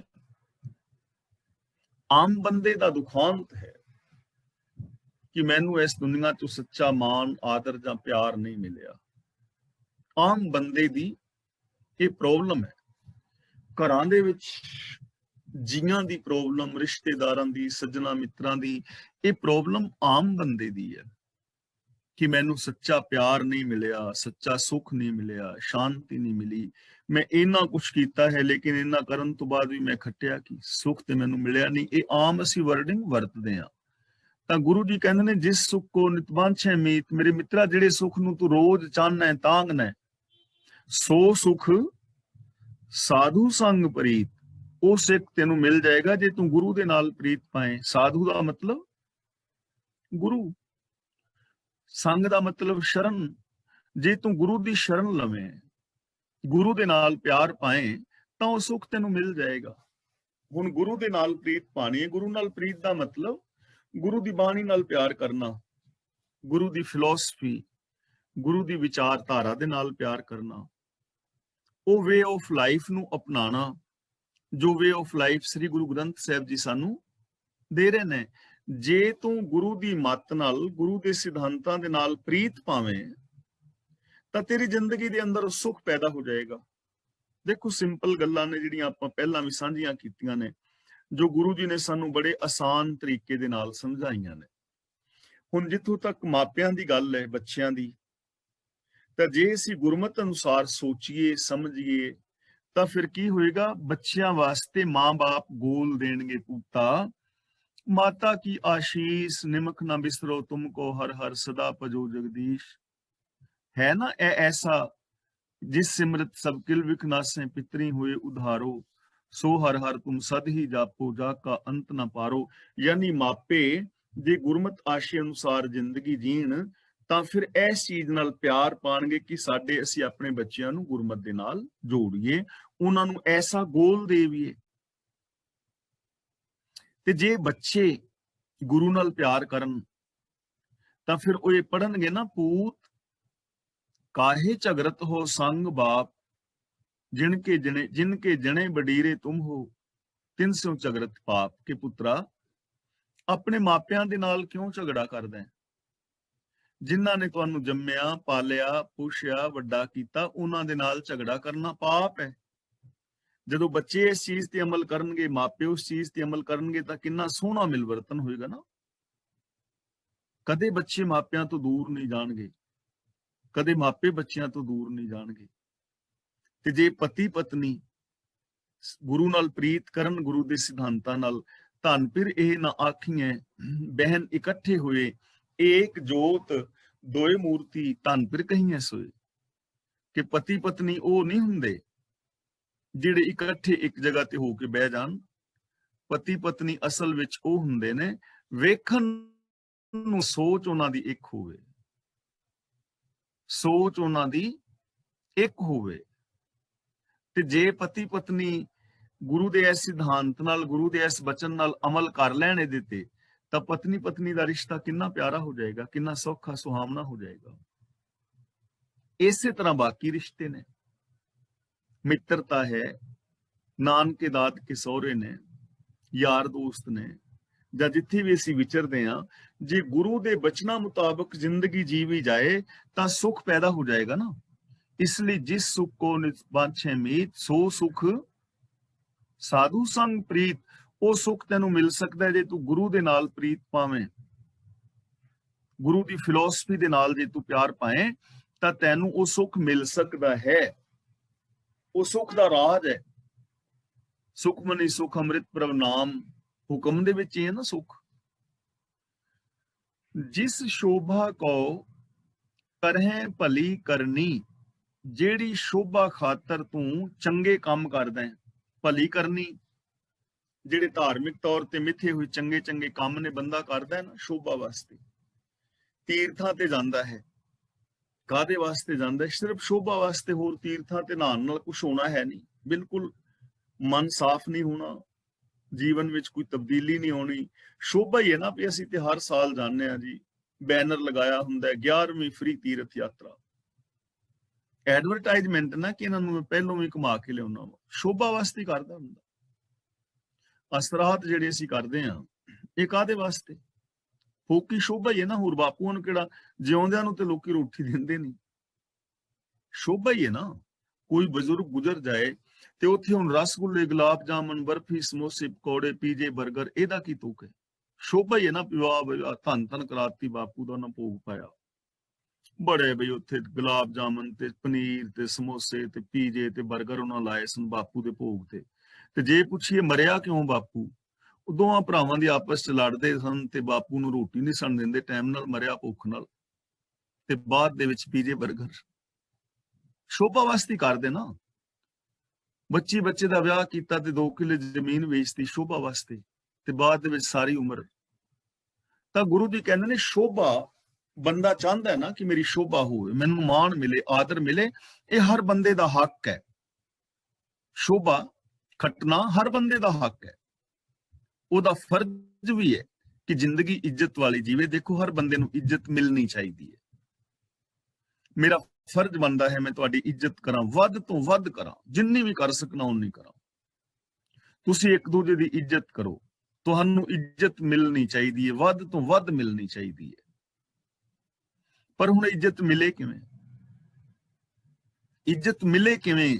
ਜਿਹੜੀ ਇੱਜ਼ਤ ਤੂੰ ਚਾਹੁੰਦਾ ਹੈ ਤੇ ਇੱਜ਼ਤ ਵਾਸਤੇ ਕਰਮ ਕਰ ਰਿਹਾ ਹੈ ਤੂੰ, ਲੇਕਿਨ ਤੈਨੂੰ ਇੱਜ਼ਤ ਮਿਲੀ ਨਹੀਂ, ਤਾਂ ਗੁਰੂ ਜੀ ਕਹਿੰਦੇ ਨੇ ਜਿਸ ਸ਼ੋਭਾ ਕੋ ਕਰਹਿ ਭਲੀ ਕਰਨੀ, ਸਾ ਸ਼ੋਭਾ ਭਜ ਹਰ ਕੀ ਸ਼ਰਨੀ। ਭਜ ਦਾ ਮਤਲਬ ਭਜ ਪੋ, ਜਾ ਕੇ ਜਿੰਨੀ ਵੀ ਛੇਤੀ ਹੁੰਦਾ ਰੱਬ ਦੀ ਸ਼ਰਨ ਲੈ। ਸਾ ਸ਼ੋਭਾ, ਉਹ ਸ਼ੋਭਾ, ਉਹ ਸੁਖ, ਉਹ ਆਦਰ, ਮਾਨ। ਭਜ ਹਰ ਕੀ ਸ਼ਰਨੀ, ਰੱਬ ਦੀ ਸ਼ਰਨੀ ਪੈ ਜਾ, ਰੱਬ ਦੀ ਸ਼ਰਨ ਲੈ, ਰੱਬ ਅੱਗੇ ਸਰੈਂਡਰ ਹੋ। ਸ਼ਰਨ ਪੈਣ ਦਾ ਮਤਲਬ ਰੱਬ ਦੇ ਹੁਕਮ ਵਿੱਚ ਤੁਰ। ਜੇ ਤੂੰ ਰੱਬ ਦੇ ਹੁਕਮ ਵਿੱਚ ਜ਼ਿੰਦਗੀ ਜੀਵੇਂਗਾ ਤੈਨੂੰ ਸ਼ੋਭਾ ਮਿਲੇਗੀ, ਸਤਕਾਰ ਮਿਲੇਗਾ। ਵਰਤ ਰੱਖਿਆ ਨਹੀਂ ਮਿਲਣਾ, ਤੀਰਥਾਂ ਤੇ ਜਾਣ ਨਾਲ ਨਹੀਂ ਮਿਲਣਾ, ਸਮਾਧੀਆਂ ਲਾਉਣ ਦੇ ਨਾਲ ਨਹੀਂ ਮਿਲਣਾ, ਪਹਾੜਾਂ ਤੇ ਚੜਿਆ ਨਹੀਂ ਮਿਲਣਾ। ਸਤਕਾਰ ਮਿਲੇਗਾ ਜੇ ਤੂੰ ਰੱਬ ਦੇ ਚਰਨਾਂ ਦੀ ਸ਼ਰਨ ਲਵੇਂਗਾ, ਤੇਰੀ ਸਿਸਟਮ ਦੇ ਅੰਦਰ ਜ਼ਿੰਦਗੀ ਹੋਏਗੀ, ਤੂੰ ਗੁਣਾਂ ਦਾ ਧਾਰ ਨਹੀਂ ਹੋਏਗਾ, ਤਾਂ ਤੈਨੂੰ ਮਾਨ ਮਿਲੇਗਾ, ਸਤਕਾਰ ਮਿਲੇਗਾ। ਸੱਚੇ ਮਾਰਗ ਚੱਲਦਿਆਂ ਉਸਤਤ ਕਰੇ ਜਹਾਨ। ਤਾਂ ਦੇਖੋ ਸਾਡੇ ਕਿੰਨੇ ਸਾਰੇ ਮਸਲੇ ਹੱਲ ਹੋ ਗਏ,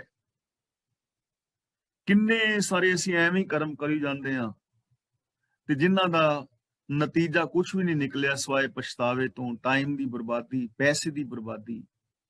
ਤੇ ਜੇ ਉਸ ਟਾਈਮ ਦੀ ਬਰਬਾਦੀ ਜੋ ਕੀਤੀ ਹੈ, ਜੇ ਉਹਦੇ ਚੋਂ 2-4 ਮਿੰਟ ਵੀ ਸੋਚ ਕੇ ਇਧਰ ਟਾਈਮ ਪਾਸ ਕੀਤਾ ਹੁੰਦਾ, ਥੋੜਾ ਵੀ ਇਧਰ ਧਿਆਨ ਦਿੱਤਾ ਹੁੰਦਾ, ਤਾਂ ਫਿਰ ਸ਼ੋਭਾ ਸੀ ਨਾ, ਬੱਲੇ ਬੱਲੇ ਸੀ। ਅਨੇਕ ਉਪਾਵੀ ਰੋਗ ਨਾ ਜਾਏ, ਇੱਥੇ ਉਪਾਵੀ ਦੇ ਨਾਲ ਬਿੰਦੀ ਲਾਵਾਂਗੇ। ਉਪਾਵੀ, ਉਪਾਵਾਂ ਦੇ ਨਾਲ, ਹੀਲਿਆਂ ਦੇ ਨਾਲ। ਰੋਗ ਨਾ ਜਾਏ, ਅਨੇਕਾਂ ਉਪਾਅ ਕੀਤਿਆਂ ਵੀ ਜੇ ਰੋਗ ਨਹੀਂ ਜਾਂਦਾ। ਹੁਣ ਰੋਗ ਨਹੀਂ ਨਾ ਗਏ ਬੰਦੇ ਦੇ ਵਿੱਚੋਂ, ਇੱਥੇ ਗੱਲ ਸਰੀਰਕ ਬਿਮਾਰੀਆਂ ਦੀ ਨਹੀਂ ਹੈ, ਇੱਥੇ ਰੋਗ ਕਿਹੜਾ ਹੈ? ਹੋਮੇ ਦੀਰਘ ਰੋਗ ਹੈ। ਕਾਮ ਕ੍ਰੋਧ ਰੋਗ ਹੀ ਨੇ ਨਾ, ਇਹਨਾਂ ਰੋਗਾਂ ਕਰਕੇ ਮਨੁੱਖਤਾ ਰੋਗੀ ਹੈ ਔਰ ਆਤਮਕ ਮੌਤੇ ਬੰਦਾ ਮਰਿਆ ਜਾ ਰਿਹਾ।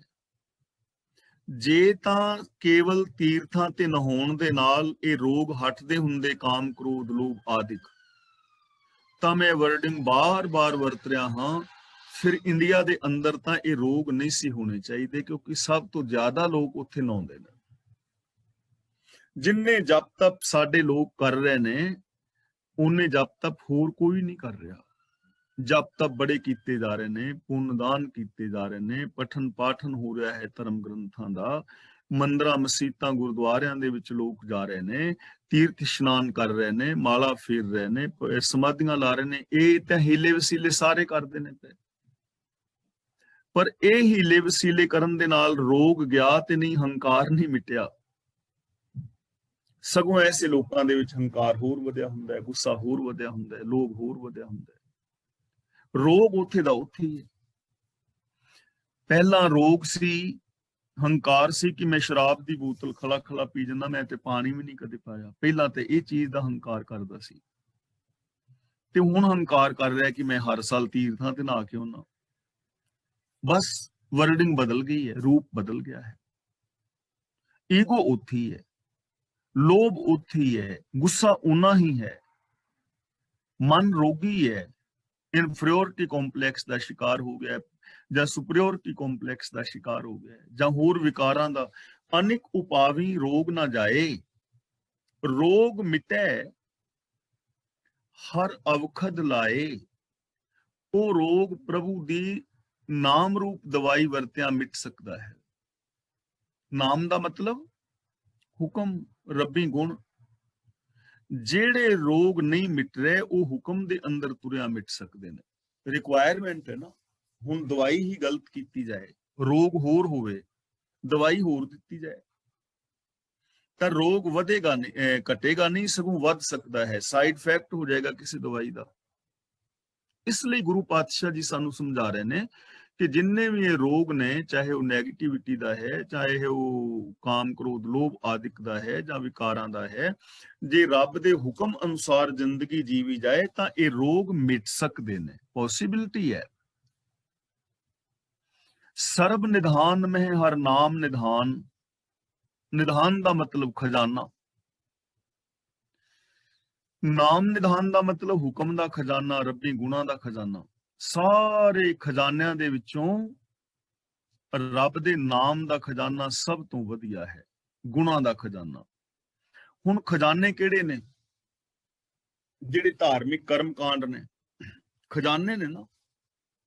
ਲੋਕ ਸ਼ਨੀਵਾਰ ਨੂੰ ਤੇਲ ਪਾ ਰਹੇ ਨੇ, ਕਰਮ ਕਾਂਡਾਂ ਦੇ ਖਜ਼ਾਨੇ। ਵਰਤਨ ਰਾਤੇ ਸਰਾਧ ਨੇ, ਜਪ ਤਪ ਸੰਜਮ ਹੈ ਜਾਂ ਅਵਗੁਣ ਪਾਪ ਵਿਕਾਰ ਨੇ, ਇਹ ਖਜ਼ਾਨੇ ਭਰੇ ਨੇ।